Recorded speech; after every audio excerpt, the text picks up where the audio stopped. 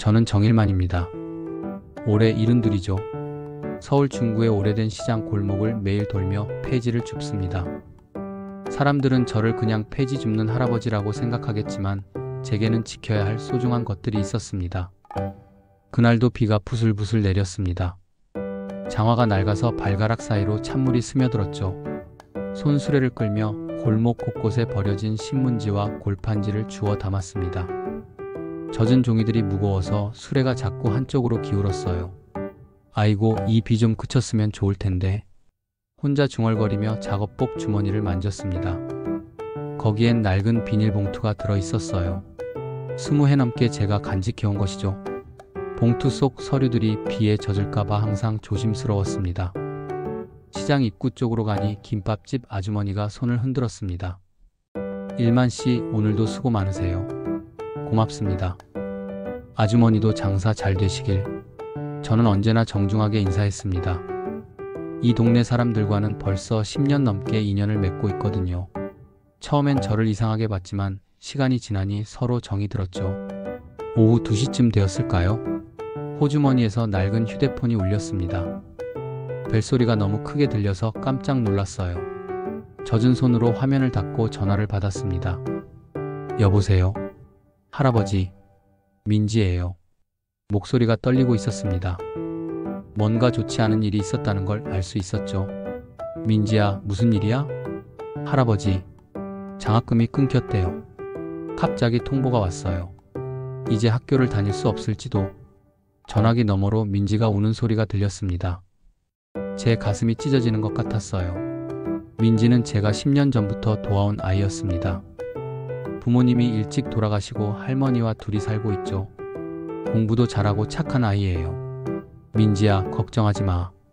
할아버지가 알아볼게. 할아버지, 죄송해요. 제가 뭔가 잘못한 건 아닌지. 아니야, 내 잘못이 아니야.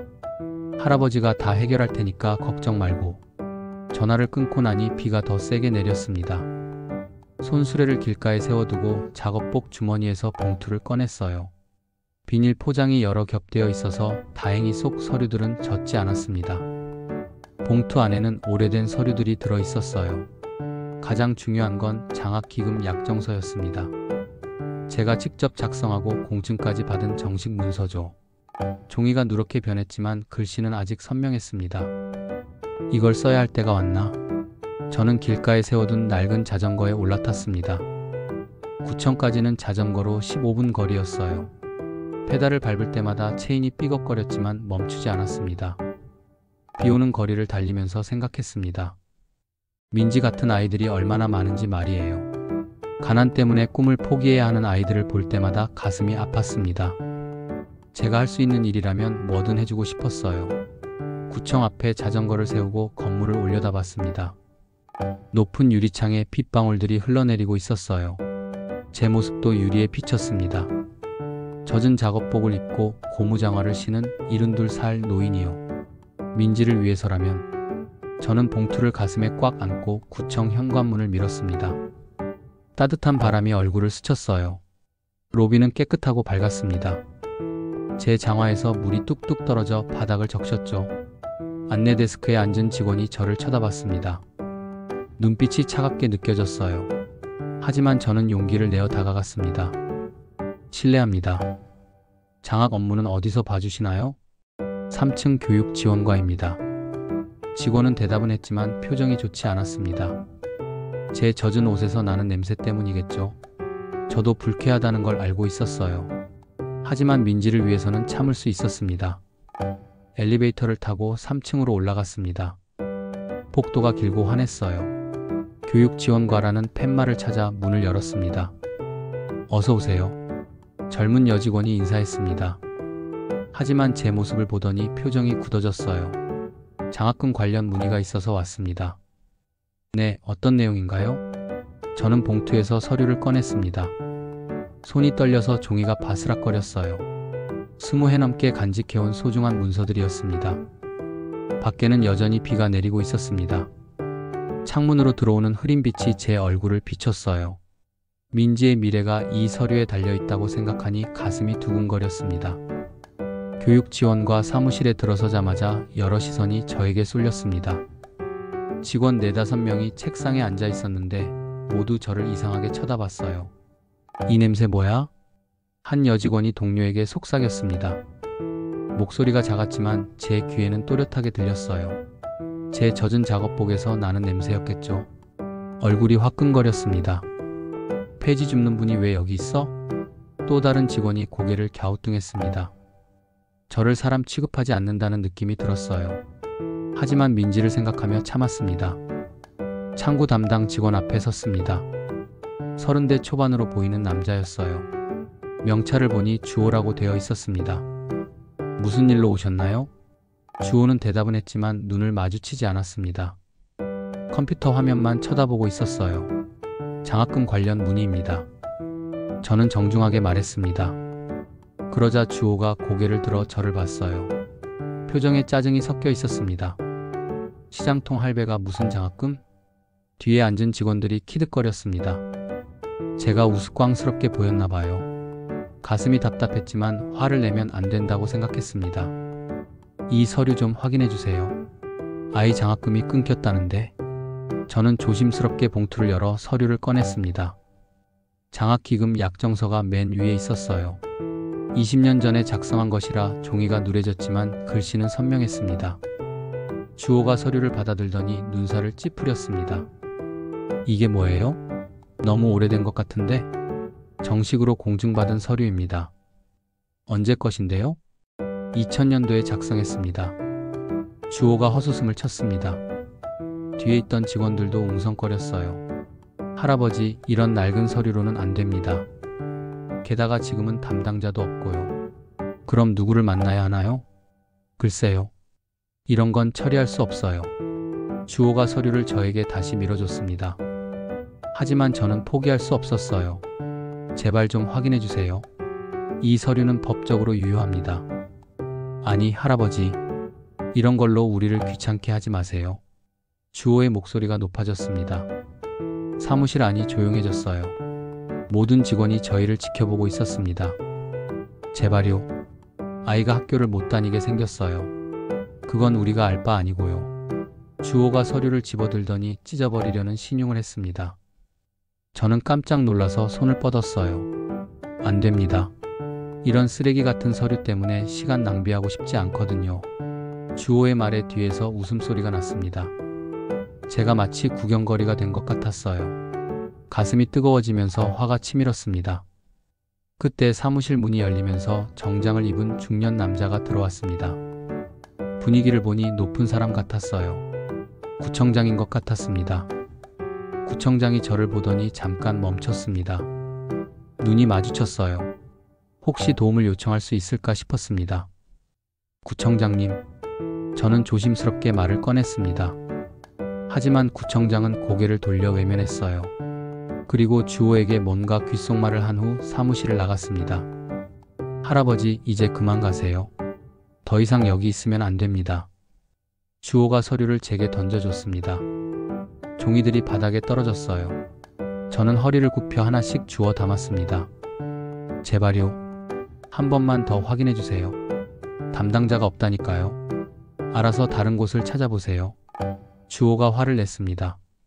사무실 안이 쥐 죽은 듯 조용해졌어요. 저는 서류를 봉투에 넣고 일어섰습니다. 문 밖으로 나오니 폭도가 길게 뻗어 있었습니다. 형광등이 너무 밝아서 눈이 부셨어요. 발걸음이 무거웠습니다. 엘리베이터를 기다리는 동안 뒤에서 웃음소리가 들렸습니다. 아까 그 직원들이 저를 두고 이야기하고 있었어요. 진짜 웃기네. 폐지 줍는 할아버지가 장학금이라니. 냄새도 지독하고. 빨리 나가길 잘했어. 엘리베이터 문이 열렸습니다. 저는 들어가서 1층 버튼을 눌렀어요. 내려가면서 거울에 비친 제 모습을 봤습니다. 초라하고 볼품없어 보였어요. 로비에 내려오니 사람들이 북적였습니다. 모두 깨끗한 옷을 입고 있었어요. 저만 유독 튀어 보였습니다. 벤치에 앉아서 봉투를 열었습니다. 서류들이 구겨져 있었어요. 20년간 소중히 간직해온 것들이 이런 대접을 받다니. 눈시울이 뜨거워졌습니다. 로비 벤치에 주저앉으니 온몸에 힘이 빠졌습니다. 젖은 작업복 때문에 의자가 축축해졌어요. 지나가는 사람들이 저를 쳐다보며 수군거렸습니다. 저분 왜 저러고 계시지? 냄새나네. 관리사무소에서 뭐 하는 거야? 그냥 나가라고 하면 될 텐데. 귀에 들리는 모든 말이 칼날 같았습니다. 하지만 저는 움직일 수가 없었어요. 다리에 힘이 들어가지 않았습니다. 봉투 안에 서류들을 다시 꺼내봤습니다. 구겨진 종이를 펴면서 하나하나 확인했어요. 장학기금 약정서, 기부증명서, 그리고 공증서류들. 모두 제가 지난 20여 년간 아이들을 위해 작성한 것들이었습니다. 이 서류들이 이렇게 무시당할 일인가? 혼자 중얼거렸습니다. 이 문서들은 제 인생의 일부나 다름없었어요. 얼마나 많은 아이들이 이 돈으로 공부를 계속할 수 있었는지 모릅니다. 휴대폰이 다시 울렸습니다. 민지에게서 온 문자였어요. 할아버지 괜찮으세요? 걱정돼요. 글자를 보니 눈물이 날 것 같았습니다. 착한 아이가 오히려 저를 걱정하고 있다니. 이런 아이가 학업을 포기해야 한다는 게 말이 되나요? 답장을 보내려다 말았습니다. 뭐라고 써야 할지 모르겠었어요. 아직 해결된 게 아무것도 없었으니까요. 옆 벤치에 앉은 아주머니가 저를 힐끗 보더니 자리를 옮겼습니다. 제가 불쾌했나 봐요. 이런 취급을 받는 게 익숙해졌다고 생각했는데 오늘은 유독 마음이 아팠습니다. 전 공부 열심히 할게요, 할아버지. 갑자기 민지의 목소리가 떠올랐습니다. 작년 장학금을 처음 받던 날 한 말이었어요. 그렇게 기뻐하던 아이의 얼굴이 생생했습니다. 고등학교 1학년이던 민지가 제게 달려와 안겼어요. 그 작은 어깨가 얼마나 떨렸는지 모릅니다. 기쁨과 고마움으로 울고 있었죠. 할아버지가 계셔서 제가 꿈을 포기하지 않을 수 있어요. 그 말을 들었을 때 제가 해온 일들이 헛되지 않았다고 느꼈습니다. 이런 아이들 때문에 저는 계속할 수 있었어요. 하지만 지금은 그 아이를 도와줄 방법이 막막했습니다. 관청 직원들은 제 서류를 휴지 조각 취급했어요. 제가 아무리 간절해도 들어주지 않았습니다. 로비 한켠에서 청소하던 아저씨가 저에게 다가왔습니다. 어르신 괜찮으세요? 네, 괜찮습니다. 거짓말이었습니다. 전혀 괜찮지 않았어요. 하지만 다른 사람에게 털어놓을 수도 없었습니다. 힘든 일 있으세요? 표정이 안 좋아 보이는데. 청소 아저씨의 말에 눈물이 핑 돌았습니다. 오늘 처음으로 누군가 저를 걱정해줬어요. 아니요, 정말 괜찮습니다. 저는 고개를 숙이고 봉투를 정리했습니다. 더 이상 여기 있어봐야 달라질 것도 없었어요. 일어서려는데 봉투 맨 아래에서 특별한 서류가 느껴졌습니다. 지금까지 꺼내지 않았던 것이에요. 정체불명의 증명서였습니다. 그 서류를 만지작거리며 중얼거렸습니다. 이걸 꺼낼 땐 안 됐는데. 이 문서는 제가 가장 마지막에 쓰려고 아껴둔 것이었어요. 하지만 상황이 이 지경이니 선택의 여지가 없었습니다. 서류를 꺼내서 펼쳐봤습니다. 오래된 종이였지만 도장과 서명이 선명했어요. 이것이 제 정체를 증명하는 마지막 카드였습니다. 정말 이걸 써야 하나 망설였습니다. 이 서류를 공개하면 제 평범한 일상이 끝날 수도 있었어요. 하지만 민지와 같은 아이들을 위해서라면 감수해야 했습니다. 다시 휴대폰을 꺼내 민지에게 문자를 보냈습니다. 걱정하지 마. 할아버지가 반드시 해결할게. 메시지를 보내고 나니 조금 마음이 편해졌습니다. 이제 정말 마지막 수단을 써야 할 때가 온 것 같았어요. 로비를 나와 자전거에 올라탔습니다. 비는 그쳤지만 하늘은 여전히 흐렸어요. 집으로 돌아가는 길에 많은 생각이 들었습니다. 20여 년간 숨기고 살아왔는데 이제 모든 걸 드러내야 할지도 모르겠다는 생각이 들었어요. 하지만 아이들의 미래가 더 소중했습니다. 자전거 페달을 밟으며 다짐했습니다. 민지만이 아니라 도움이 필요한 모든 아이들을 위해 싸우겠다고 말이에요. 그날 밤 집에 돌아와서 오래된 상자를 열었습니다. 먼지가 풀풀 날렸어요. 그 안에는 제가 20여 년간 모아온 신문 스크랩들이 들어있었습니다. 한 장씩 넘겨보니 기억이 되살아났어요. 1997년 IMF 직후의 신문들이었습니다.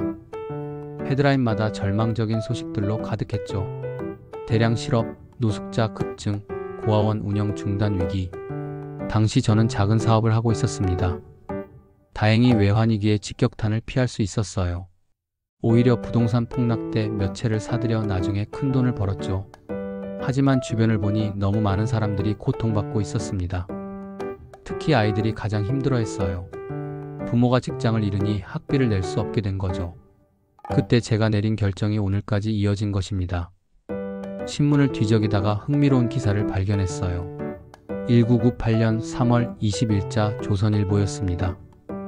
익명 기부자 X 전국 복지시설에 거액 기부. 기사를 읽어보니 당시 상황이 생생하게 떠올랐습니다.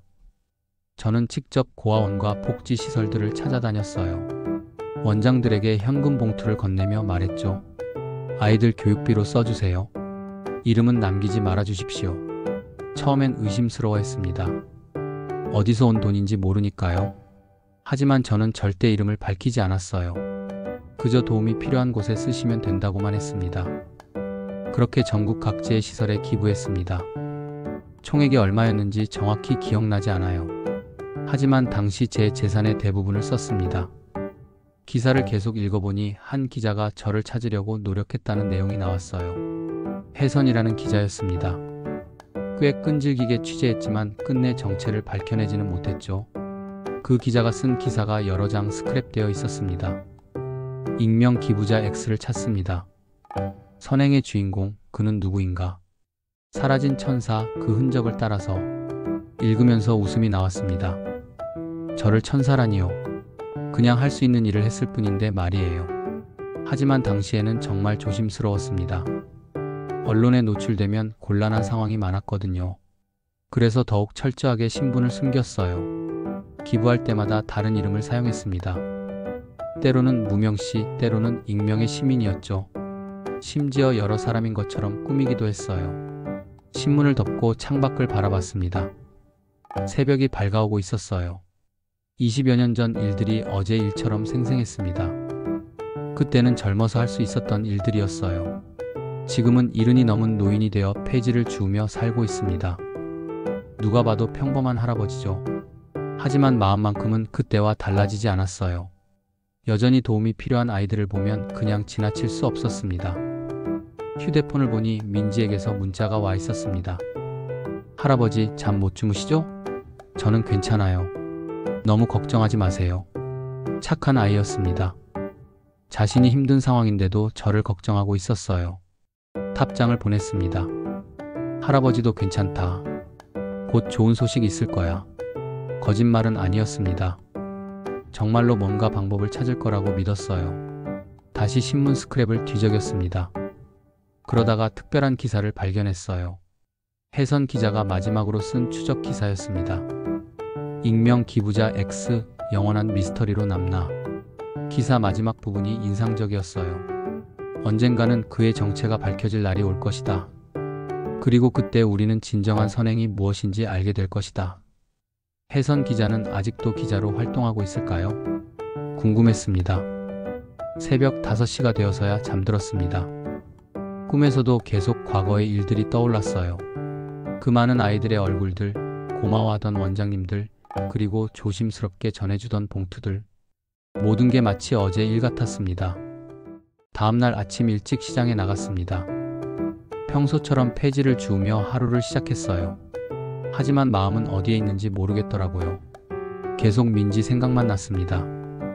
김밥집 아주머니가 저를 보더니 걱정스러운 표정을 지었어요. 일만 씨, 어제부터 얼굴이 안 좋아 보여요. 무슨 일 있어요? 아니요, 괜찮습니다. 뭔가 고민이 있는 것 같은데 혹시 도움이 필요하면 언제든 말하세요. 고마운 말이었습니다. 하지만 제가 어떻게 말할 수 있겠어요. 제가 누구인지 아무도 모르는데 말이죠. 오후에 폐지를 정리하고 있는데 낯선 여자가 다가왔습니다. 30대 중반 정도로 보였어요. 깔끔한 정장에 손에는 녹음기를 들고 있었습니다. 혹시 정일만 씨 맞으세요? 네, 그런데 누구세요? 안녕하세요. 지역신문 기자 혜선입니다. 잠깐 인터뷰 부탁드려도 될까요? 혜선이라는 이름에 깜짝 놀랐습니다. 20년 전 저를 찾으려고 했던 그 기자와 같은 이름이었어요. 혹시 같은 사람일까 싶었습니다. 무슨 인터뷰요? 어제 구청에서 있었던 일에 대해서요. 장학금 관련해서 오셨다고 들었는데 누가 알려줬을까요? 아마 구청 직원 중 누군가가 제보했나 봅니다. 별로 할 말이 없습니다. 그래도 시민의 권익과 관련된 문제잖아요. 공무원들의 태도에 문제가 있었다면 보도할 필요가 있다고 생각해요. 혜선은 끈질겼습니다. 계속 인터뷰를 요청했어요. 하지만 저는 거절했습니다. 언론에 나가는 건 원하지 않았거든요. 정말 인터뷰는 안 되겠어요? 네, 죄송합니다. 혜선은 아쉬워했지만 포기했습니다. 대신 명함을 주면서 말했어요. 혹시 마음이 바뀌시면 연락주세요. 시민의 목소리를 전하는 게 저희 역할이니까요. 명함을 받아보니 정말 20년 전 그 기자가 맞았습니다. 나이는 들었지만 이름이 같았어요. 놀라웠습니다. 혜선이 떠난 후 저는 계속 일을 했습니다. 하지만 마음이 편하지 않았어요. 기자가 뭔가 눈치챈 것 같았습니다. 며칠 후 놀라운 일이 벌어졌습니다. 혜선이 기사를 냈던 거예요. 저와의 인터뷰는 없었지만 다른 방법으로 취재한 것 같았습니다. 시장 상인들에게 물어봤나 봐요. 김밥집 아주머니가 제게 신문을 보여줬습니다. 일만 씨, 이거 보세요. 신문에 나왔어요. 기사 제목은 이랬습니다. 폐지 줍는 할아버지의 숨겨진 이야기. 내용을 읽어보니 혜선이 꽤 열심히 취재했다는 걸 알 수 있었어요. 시장 상인들, 고아원 원장, 심지어 구청 직원들까지 인터뷰했더라고요. 특히 놀라운 건 혜선이 구청 기록을 뒤져본 거였습니다. 20년 이상 지속된 무기명 기부자 기록을 찾아낸 거예요. 기사에는 이런 내용이 나와 있었습니다. 구청 시스템에는 1999년부터 현재까지 지속적으로 기부금을 낸 익명의 시민이 기록되어 있다. 기부자 코드명은 IM-1999. 정일만의 이니셜과 출생연도를 연상시키는 조합이다. 제가 사용했던 코드명이었습니다. 당시 시스템상 구분을 위해 만든 것이었는데 혜선이 알아낸 거예요. 기사는 계속 이어졌습니다. 이 기부자는 지난 20여 년간 수백 명의 학생들에게 장학금을 지원해왔다. 하지만 정작 본인이 도움을 요청했을 때는 무시당했다. 혜선은 이 사실을 익명 제보 형태로 보도했습니다. 저를 직접 거명하지는 않았지만 충분히 추측할 수 있는 내용이었어요. 기사를 읽으니 가슴이 두근거렸습니다. 20년간 숨겨온 비밀이 세상에 드러나는 순간이었어요. 김밥집 아주머니가 놀란 표정으로 저를 봤습니다. 일만 씨, 혹시 이 기사가... 아닙니다. 저와는 상관없어요. 거짓말이었습니다. 하지만 아직 확실하게 인정할 수는 없었어요. 하지만 마음 한편으로는 시원했습니다. 이제 정말로 무언가 바뀔 수 있을 것 같았거든요. 그날 밤 휴대폰으로 인터넷 기사를 확인해 봤습니다. 혜선의 기사가 포털 사이트에도 올라와 있었어요. 댓글이 벌써 수백 개 달려 있었습니다. 대부분 저를 응원하는 내용이었어요. 하지만 일부는 의심스럽다는 반응도 있었습니다. 정말인지 확인이 필요하다. 구청 직원들 태도가 문제다. 익명 기부자가 진짜 이 할아버지인가? 다양한 의견들이 올라오고 있었습니다. 저는 밤새 댓글을 읽으며 복잡한 심정이었어요. 드디어 제 이야기가 세상에 알려지기 시작한 거였습니다. 기사가 나간 다음 날부터 제 일상이 완전히 바뀌었습니다. 아침 일찍 시장에 나갔는데 사람들의 시선이 달라졌어요. 혹시 어제 신문에 나온 분 아니세요? 정말 그 기부 천사가 맞나요? 사람들이 저에게 몰려들었습니다. 당황스러웠어요. 이런 관심을 받아본 적이 없었거든요. 더 놀라운 건 인터넷 반응이었습니다. 혜선의 기사가 SNS로 퍼지면서 엄청난 화제가 되었어요. 쫓겨난 할아버지, 알고 보니 대한민국 기부의 전설? 그가 90년대 익명 기부자 X라는 정황이. 제목만 봐도 자극적이었습니다. 조회수가 몇십만을 넘어서고 있었어요. 댓글도 폭발적으로 늘었습니다. 이런 분이 계셨다니 감동이다. 구청 직원들 정말 개념 없네. 진짜 기부 천사 맞는 것 같다. 하지만 의심하는 사람들도 여전히 많았습니다. 증거가 있나? 그냥 추측 아닌가? 폐지 줍는 할아버지가 기부자라니 말이 안 된다. 저는 여전히 확실한 답을 주지 않았어요. 혜선 기자가 다시 찾아와서 인터뷰를 요청했지만 거절했습니다. 그런데 며칠 후 예상치 못한 일이 벌어졌습니다. 제가 도움을 줬던 사람들이 스스로 나서기 시작한 거예요. 첫 번째는 민지였습니다. 아이가 학교 게시판에 글을 올렸어요. 정일만 할아버지는 저의 은인입니다. 10년간 장학금을 지원해 주셨어요. 정말 좋은 분이에요. 민지의 글이 학교 커뮤니티에 퍼졌습니다. 그러자 비슷한 경험을 한 학생들이 하나둘씩 나타났어요. 저도 정일만 할아버지께 도움받았어요. 중학교 때 학비를 지원해 주셨어요. 할아버지 덕분에 고등학교를 졸업할 수 있었어요. 증언이 계속 늘어났습니다. 제가 도운 아이들이 이렇게 많았나 싶을 정도였어요.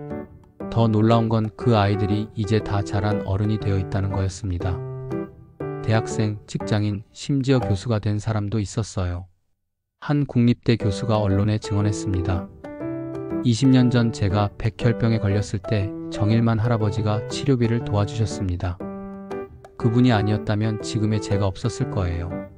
전 청와대 비서관도 나타났습니다. 정일만 선생님의 지원으로 미국 유학을 다녀올 수 있었습니다. 평생 잊을 수 없는 은혜입니다. 증언이 쏟아지면서 언론의 관심도 폭발적으로 늘었어요. 방송국에서도 취재진을 보냈습니다. 하지만 저는 여전히 인터뷰를 거절했어요.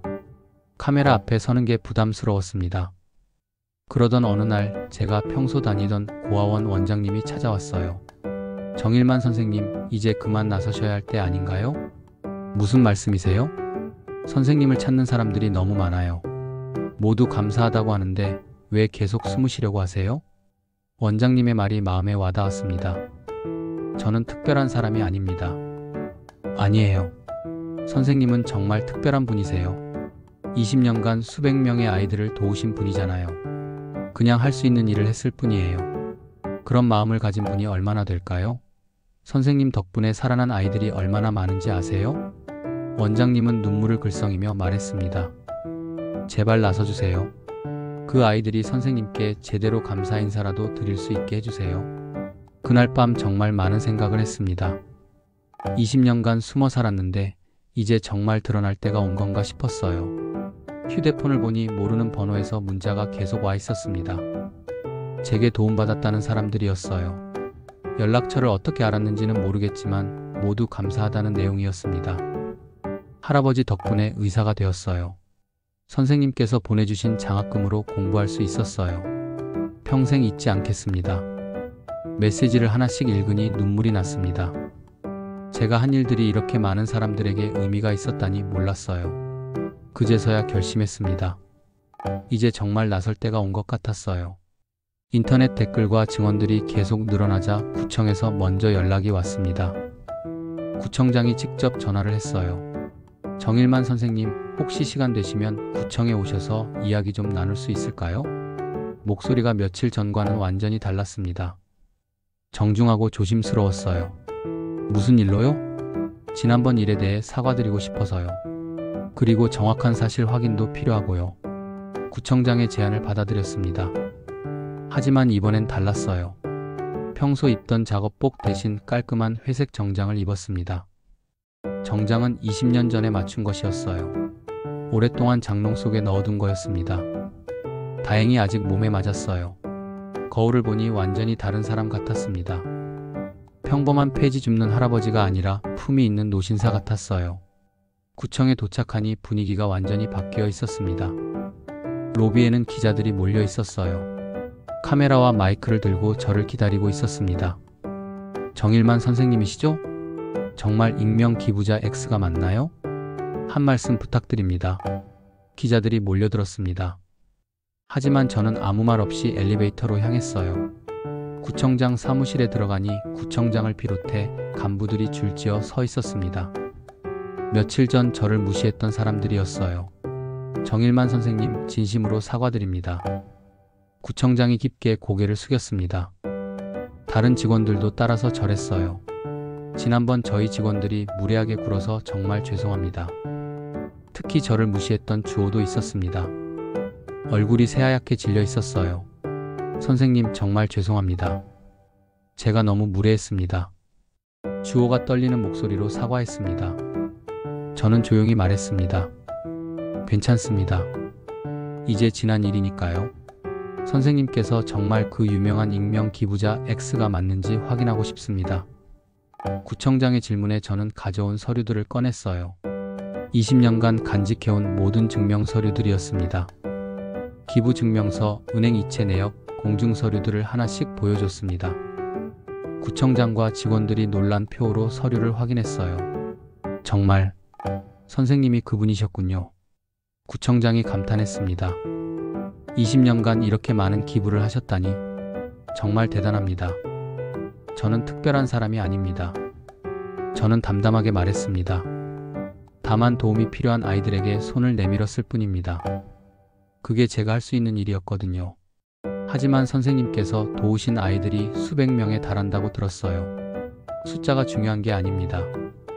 그 아이들 하나하나가 소중한 거죠. 구청장이 제안했습니다. 선생님, 공개 간담회를 열어서 시민들께 정식으로 소개시켜드리고 싶습니다. 어떠세요? 고민했습니다. 이제까지 숨어 살았는데 갑자기 공개석상에 나선다는 게 부담스러웠어요. 하지만 민지와 같은 아이들을 위해서라면 해야 할 일이라고 생각했습니다. 알겠습니다. 간담회는 이틀 후에 열렸습니다. 구청 대강당이 사람들로 가득 찼어요. 시민들, 기자들, 그리고 제가 도움을 줬던 사람들까지 모두 왔습니다. 무대에 올라서니 수백 개의 시선이 저에게 쏠렸습니다. 떨렸지만 참았어요. 마이크 앞에 서서 말했습니다. 안녕하십니까? 정일만입니다. 박수가 터져 나왔습니다. 오래도록 멈추지 않았어요. 저는 정말 평범한 사람입니다. 다만 운이 좋아서 남들보다 조금 더 가진 것 뿐이었어요. 그래서 나눌 수 있었습니다. 왜 이름을 숨기셨나요? 한 기자가 질문했습니다. 기부는 받는 사람을 위한 거예요. 주는 사람이 유명해질 필요는 없다고 생각했습니다. 앞으로도 계속 기부하실 건가요? 제가 할 수 있는 한 계속하겠습니다. 도움이 필요한 아이들이 있는 한 말이죠. 간담회가 끝난 후 구청장이 공개 사과했습니다. 저를 무시했던 직원들도 징계를 받았어요. 하지만 저는 그들을 용서했습니다. 이제 중요한 건 앞으로였거든요. 집에 돌아와서 민지에게 편지를 썼습니다. 민지야, 이제 할아버지 몫은 다한 것 같다.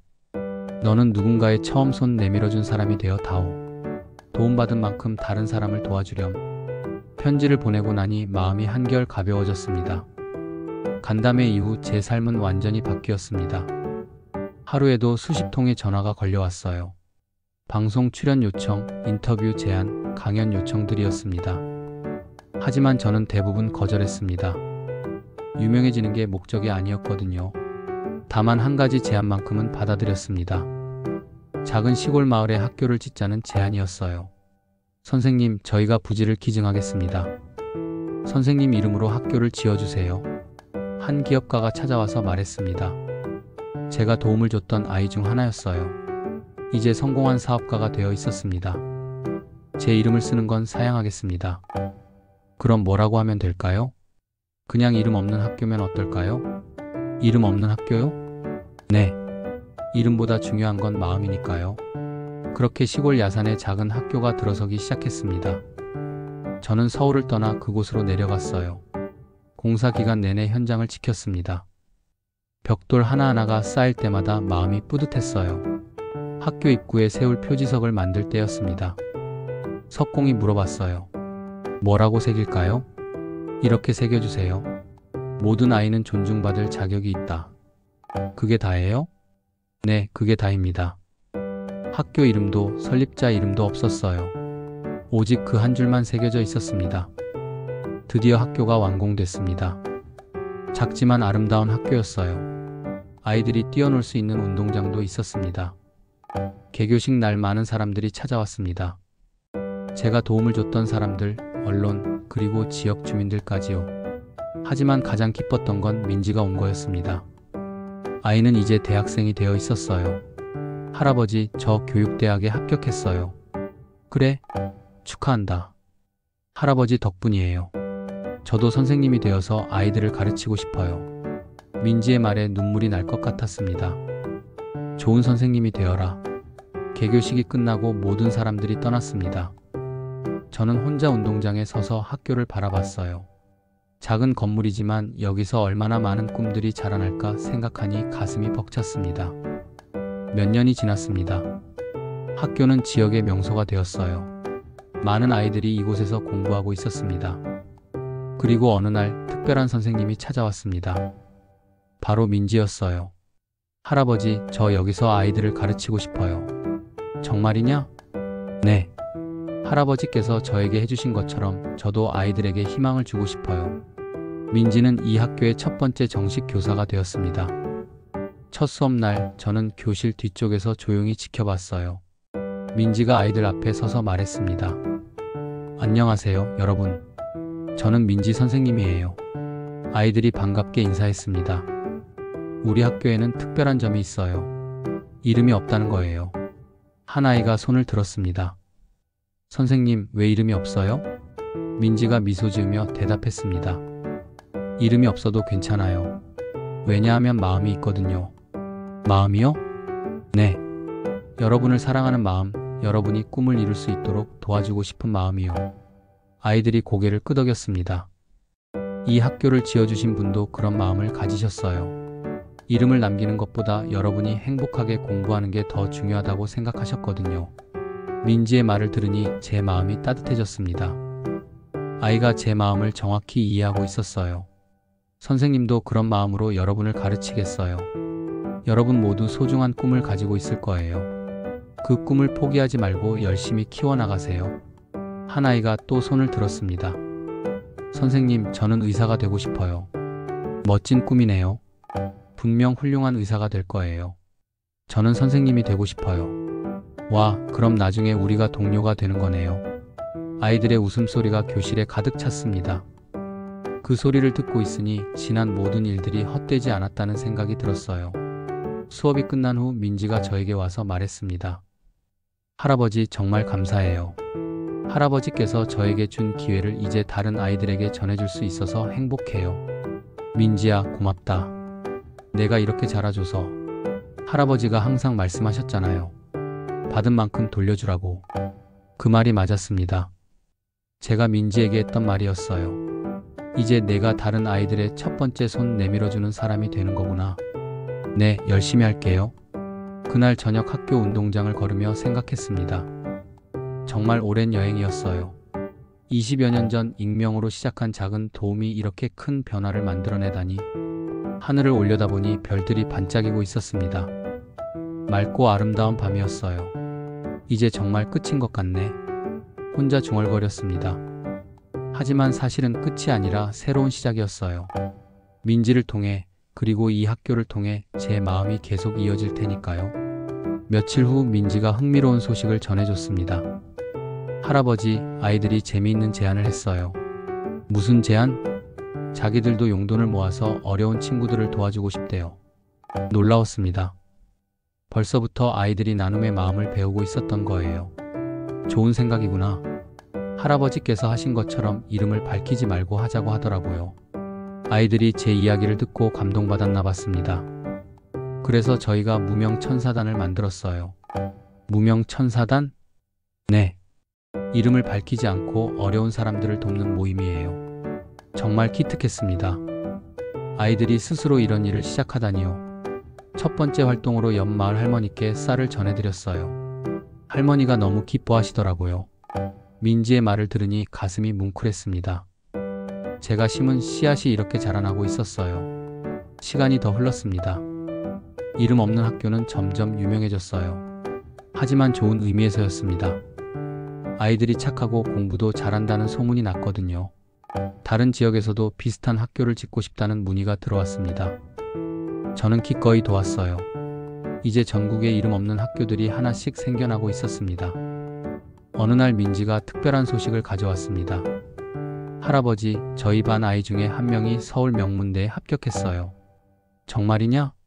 네. 그 아이가 하는 말이 나중에 커서 할아버지 같은 분이 되고 싶대요. 그 말을 듣는 순간 모든 게 보람으로 느껴졌습니다.